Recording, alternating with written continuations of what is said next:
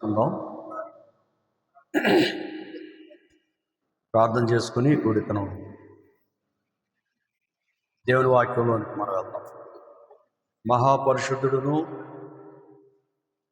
ప్రేమ కలిగిన మా తండ్రి, నీకు వందనాలు, స్తుతులు, స్తోత్రాలు చెల్లిస్తూ ఉన్నాను.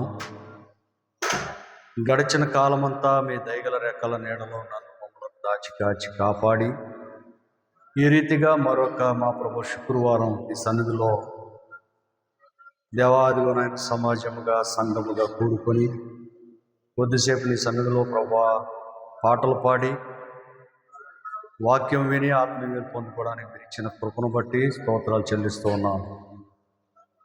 దేవాదాయన యొక్క వాక్యంలోనికి వెళ్తుండగా దేవా వాక్యం ద్వారా నాతో మాతో మాట్లాడండి. ఈ లైవ్ ద్వారా చూస్తున్న ప్రభు అనేక మంది మా ప్రభువా నాయన ఈ వాక్యం వినడానికి ప్రభు చూపి సహాయం చేసి నడిపించమని ప్రార్థన చేస్తున్నాను.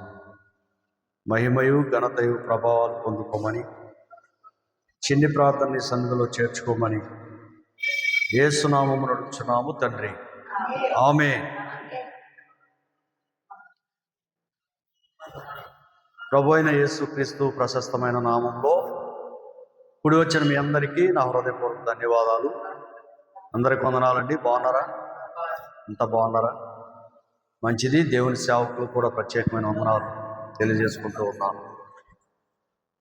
మంచిది ప్రియులారా, మరి ఈ దినమునకై ఏర్పాటు చేయబడిన దేవుని వాక్య లేఖనాల్లో నుండి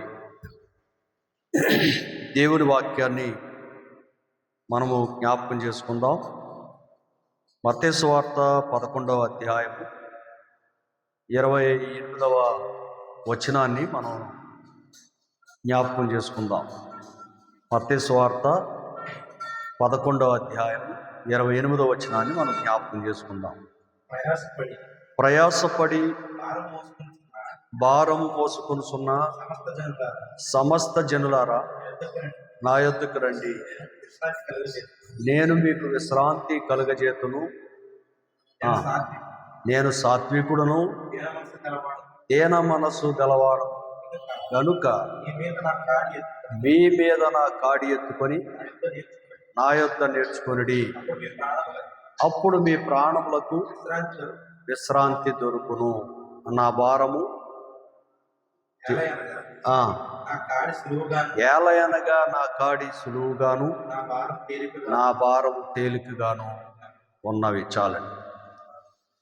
ప్రభునందు ప్రియమైన దేవుని బిడ్డలారా, ఈ ఉదయకాల సమయంలో అనేక మంది ఆయా కార్యకలాపాల్లో మరి నిమగ్నమైపోతూ ప్రయాణాల్లో, పనుల్లో, ప్రియులారా ఎన్నో విషయాల్లో ప్రజలు వారి వారి విధానాల్లో కొనసాగుతున్న తరుణాల్లో దేవుడు మనకు మాత్రమే ఈ యొక్క గొప్ప సదవకాశాన్ని దేవుడు అనుగ్రహించినందుకు మనం ఎంతగానో దేవునికి కృతజ్ఞతాస్తుతులు చెల్లించవలసిన వారమై ఉన్నాం.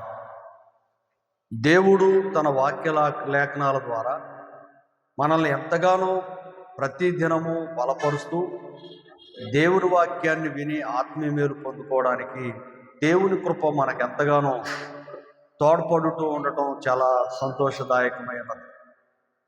ప్రియులారా, దేవుని సన్నిధిలో మానవుని జీవితంలో మరి తను పడుతున్న ప్రయాస అనేది, చాలామంది పడుతున్న ప్రయాస అంటే భూమి మీద జీవిస్తున్న ప్రతి మనిషి పడుతున్నది ఏంటయ్యా అంటే ప్రయాస, ప్రయాస, ప్రయాస, ప్రయాస. తనకు మించిన భారాన్ని మోస్తూ ప్రియులారా వారి వారి కుటుంబాలను పోషించుకోవడానికి, వారి జీవితాన్ని కొనసాగించుకోవడానికి ఈ భూమి మీద ప్రియులారా అత్యధికమైన సంపాదనతో, లేకపోతే ఆ జనుల్లో ఒక పేరుగాంచిన వారిగా ఒక ప్రత్యేక రీతిలో ఉండడానికి మనిషి చేస్తున్న ప్రయత్నం ఎలా చేస్తూ ఉన్నారంటే భారము కలిగి, ప్రయాస కలిగి చేస్తున్న తరుణాలు ప్రభు చూస్తూ ఉన్నాడు. ఆకాశమందు ప్రభు ఉన్నాడు, భూమి మీద మనం ఉన్నాము.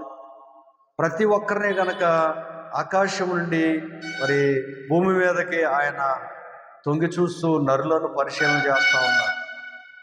పరిశీలన చేస్తున్న తరుణాల్లో దేవుడు ఎందుకు ఏమని పరిశీలన చేస్తూ ఉన్నాడు అని అంటే, ప్రతి ఒక్కరూ దేవుని సన్నిధిలో అసలు దేవుని కోసం ఎవరైనా ప్రయాసపడేవారు ఉన్నారా? అసలు దేవుని గురించి ఆలోచన చేసేవారు ఉన్నారా? అసలు దేవుడు నా పట్ల తన కృప ఏ విధంగా ఉంచుతూ ఉన్నాడు? అసలు నన్ను ఎలా ప్రేమిస్తూ ఉన్నాడు? దేవుడు ప్రేమించకపోతే నేను లేను, నా జీవితం లేదు, నా కుటుంబాలు లేవు, నా బంధుమిత్రులు లేరు, మరి ఎవరు లేరు అనేది ఆలోచన చేయకుండా, ఒకవేళ దేవుని కోసం కాకుండా తనకు తానుగా నాదే ప్రయాస, నేనే ప్రయాసపడుతున్నాను, నా బిడ్డలు నేనే పోషించుకుంటున్నాను అని అనుకునే వారికి దేవుడు ఒక మాట చెప్తా ఉన్నాడు. ఏమంటా ఉన్నాడంటే, ప్రయాసపడి భారం మోసుకుంటున్న సమస్త జనులారా, మీరేం చేయాలంట? నా యొద్దకు రండి, నేను మీకు విశ్రాంతినిస్తాను అని దేవుడు తన లేఖనాల ద్వారా తెలియజేస్తా ఉన్నాడు. ప్రియులరా, చాలామంది ప్రయాస పడతా ఉన్నారు, కానీ ఆ ప్రయాస వల్ల వారికి కలిగింది ఏమీ కనబడట్లేదు, మిగిలిందేమీ కనబడట్లేదు. ప్రియులరా, వారి యొక్క బలాన్ని వ్యర్థం చేస్తూ ఉన్నారు, వారి సమయాన్ని వ్యర్థం చేస్తూ ఉన్నారు, వారి యొక్క స్థితిగతులు మారిపోతూ ఉన్నాయి, కానీ ప్రయోజనం ఏమీ దొరకట్లేదు. ప్రయాస పడుతున్నారు, కానీ భూమి మీద వారి ప్రయాస అంతా కూడా ఏమైపోతుందంటే వ్యర్థమైపోతున్నట్లుగా దేవుడు తన లేఖనాల ద్వారా మాట్లాడుతూ ఉన్నాడు. ఒకసారి ఒక వ్యక్తి ప్రతిరోజు అడవిలోనికి వెళ్ళి ఏం చేస్తాడంటే, కొన్ని పుల్లలు కొట్టుకొని వచ్చి అవి కాల్చి బొగ్గులుగా చేసి ఆ బొగ్గుల్ని అమ్ముకుని సహజీవనం చేస్తూ ఉన్నాడు, తన కుటుంబాన్ని పోషించుకుంటూ ఉన్నాడు. ప్రతిరోజు ఇతనికి పని ఏంటయ్యానంటే, ఉదయాన్నే లేవడం, అడవిలోనికి వెళ్ళడం, కొన్ని కట్లు కొట్టుకురావడం, అది ఆ కట్లు కోసుకొని మోసుకొని ఇంటికి రావడం. ప్రియులను వచ్చిన తర్వాత దాన్ని కాలవడం, కాల్చిన తర్వాత ఏం చేస్తా ఉన్నాడంటే బొగ్గులుగా చేసి అమ్ముకుని జీవనం సాగిస్తున్న తరుణాలు. ఒకానొక రోజు ఇలాగే ప్రతిరోజు ప్రాసెస్ అతనికి కంటిన్యూ అవుతా ఉంది. ఒక యవనస్తుడు ఒకరోజు అడవికి వెళ్ళాడు, ఎడ్ల బండి తీసుకుని వెళ్ళి తన పని ముగించుకొని తిరిగి వస్తూ ఉన్నప్పుడు, ప్రతిరోజు ఈ కట్టెల కోసం వెళుతున్న వ్యక్తి భారాన్ని, అంటే ఎక్కువగా పొలలో నెత్తి మీద మోసుకుని మోయలేక నడవలేక వస్తున్న వ్యక్తిని చూసినప్పుడు ఆ యవనస్తుడికి జాలేసి, అరే పెద్ద ఆయన, మరి ఈయన చాలా బరువు మోసుకుంటూ వస్తూ ఉన్నాడు, ఇతనికి ఈ భారాన్ని నేను దించాలి ఎడ్ల బండి ఎక్కించుకుని అని చెప్పి ఆలోచన కలిగి అతను ఏం చేశాడంటే, ఆ బండి ఆపి వెంటనే ఆయన పిలిచాడు. పెద్ద ఆయన, నువ్వు దయచేసి ఎడ్ల బండి ఎక్కువ, ఆ బరువు మోయలేకపోతా ఉన్నావు, కాసేపు విశ్రాంతి తీసుకో రా అని చెప్పి బండి ఆపి తనను బండి ఎక్కించి అలా వెళుతూ ఉన్నాడు. అలా వెళుతూ ఉన్న కొంత దూరం వెళ్ళిన తర్వాత వెనక్కి తిరిగి చూస్తే ఈ బండి మీద కూర్చున్న అతను ఏం చేశాడో తెలుసా? తిరిగి బండి ఎక్కిన తర్వాత ఈ కట్లు మళ్ళీ నెత్తి మీద పెట్టుకుని అలా కూర్చుని ఉన్నాడు. ప్రియులరా, ఈ యవనస్తుడికి చాలా బాధ వేసిందండి, చాలా కోపం వచ్చిందండి. అరే పెద్ద ఆయన, అసలు నేను బండి ఎందుకు ఎక్కించుకున్నానో తెలుసా? అంత బరువు నెత్తి మీద మోయలేకపోతున్నావని బండి ఎక్కి కూర్చుంటే కాసేపు ఆ బండిలో ఆ కట్లు పెట్టి నీ గమనం, నీ యొక్క ఇల్లు వచ్చేదాకా, లేకపోతే నీ ఊరు వచ్చేదాకా, నువ్వు వెళ్ళవలసిన స్థానం వచ్చేదాకా మరి కాస్త ఆ ప్రయాసం నుండి తేరుకుంటావని నేను నిన్ను ఎక్కించుకుంటే, నువ్వు తిరిగి మళ్ళీ బండెక్కి మళ్ళీ ఆ కట్లు ఎక్కడెత్తుకున్నావు? నెత్తి మీద ఎట్టుకుని మళ్ళీ అలా మోస్తా ఉన్నావు. బుద్ధి లేదా నీకు?